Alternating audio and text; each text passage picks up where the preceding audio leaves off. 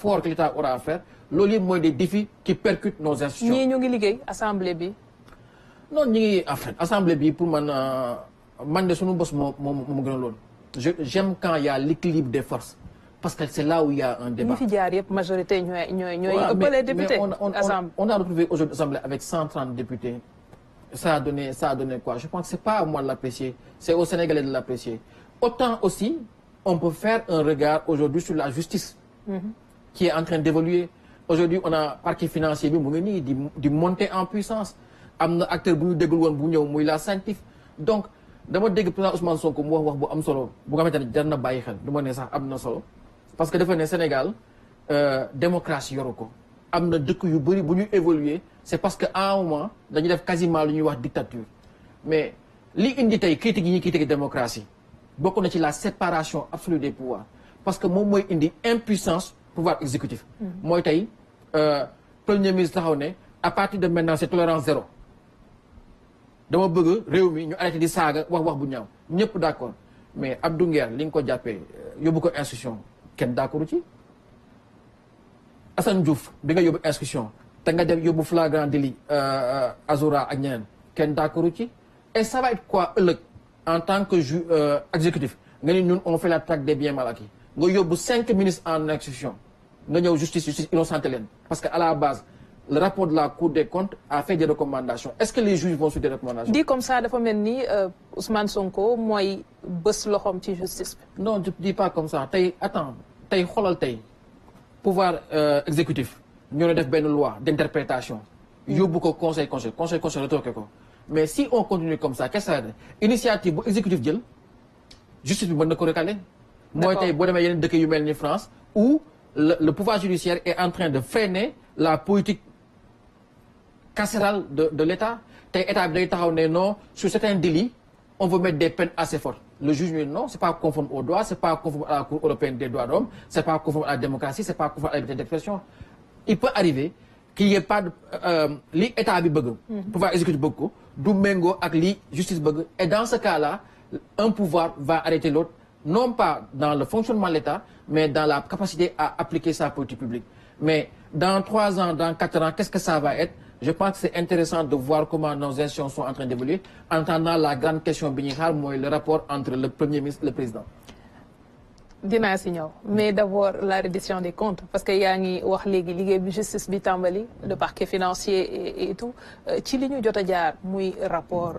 bu Cour des comptes ci Covid-19 am na ñeneen ñoo xam ne ci ay kilifa ay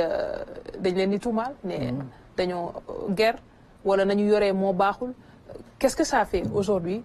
gis ne lu mel noonu tey mu ngi am des anciens ministres super forts. mu ñu ko mënee wax loolu tey ñu nekk face à la justice ci yoon boobu lañ jëm en tout cas. waaw c'est la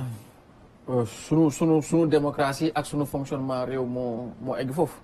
ñun bi ñu nekkee assemblée ñun ñoo laaj ñu installer la haute cour de justice à l'époque ñoom ñu bañoon bi ñuy njëkk a déposer motion de censure su nga fàttali ko mooy bi rapport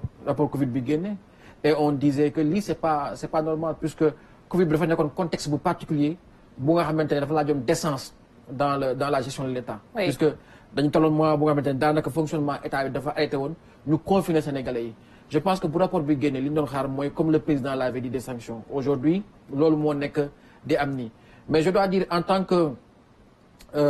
militant de la République en tant que agent de l'administration.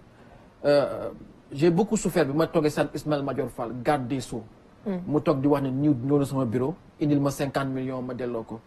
je pense que dafa nekk ay affaires loo xamante ne dafay am impact si vie wu population yi parce que ñoom dañuy jàpp ne bu ñu xoolee dossiers yi kon dafa mel ni politique bi homme politique yi li ñu fi nekk rek mooy sàcc alal askan bi luubal ko alors que la gestion de nos États est très très complexe je pense que la justice on respecte la présomption d'innocence duñ ci sore mais je pense que li yëpp dina am jeexital ban jeexital lay am est-ce que dañuy egg dans un pays bu nga xamante ne on va avoir enfin une gestion régulière transparente de nos finances publiques ou est-ce que dans le fond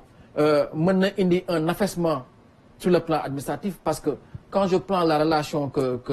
tey état bi am dafa néew recettes yi du topp évolution dépenses yi surtout que nos budgets sont surévalués des fois relation prestataire bi ak kilifa gi mooy régler yenn situation yi loolu dafa nekk ay compétition nit ñi duñ ko xam à vue d'œil mais nii muy évoluer nii je pense que dina am ay jeexital mais lan lay joxe fileeg at yu néew je pense que mooy li ma wax rek il est intéressant dafa am solo tey ñu xool suñu institution yi ni muy évoluer exécutif judiciaire législatif parce que dina am ay conséquences yu mag a mag dans les années à venir. Est-ce que du administration publique bi la ñu war a finalement assainir xoolaat ko parce que suñu gisee yenn ci ay njiit ñu leen di topp wala ñu leen di tuumaal ça veut dire que quelque part dans la chaîne am na ko nangoo gëm wala am na ñu nangoo gëm est-ce que du administration la ñu war a xoolaat. non amul lu ñu fi xoolaat aram parce que tey li ñuy liggéey yëpp ay rapport la rapport yi ko def code de contrôle yi ñoo def lan moo doon le problème mooy que avant bu njëkk ba kilifa yi fi nekkoon dafa am lu ñu doon xool président Abdou Diouf mii ñëw di créer la CREI yéene bi la amoon mais dafa dem ba ci biir am na lu tax mu teg ci tànkam président Macky Sall bi muy ñëw delloo soit CREI ñu ne la taxe des biens mal acquis def une liste de 25 am na yéene bu amoon dem ba ci biir taxawaat je pense que tey am na nguur gu bees gu ñëw am na lu mu yéene am na kuréel yu mu teg dafa fi fekk parquet judiciaire financier fekk fi CENTIF fekk fi OFNAC fekk fi ay rapport mu bàyyi justice def liggéeyam mais c'est un choix fort mooy li mu la wax xëy na tey mën na metti si ñenn ñi mën na metti si pouvoir bi fi jógee mais dina am ay conséquences espérons que xëy na bu nguur gi di jeex ni nga mënee xool ne Senghor moo fi indi nation Abdou Diouf moo fi indi état administration Abdoulaye Wade moo ñu indi audace infrastructurelle Macky Sall moo fi indi gaz pétrole xëy na mën nañu wax ne que à la fin du bilan que ce régime là moo permet Sénégal dugg dans l'ère de la transparence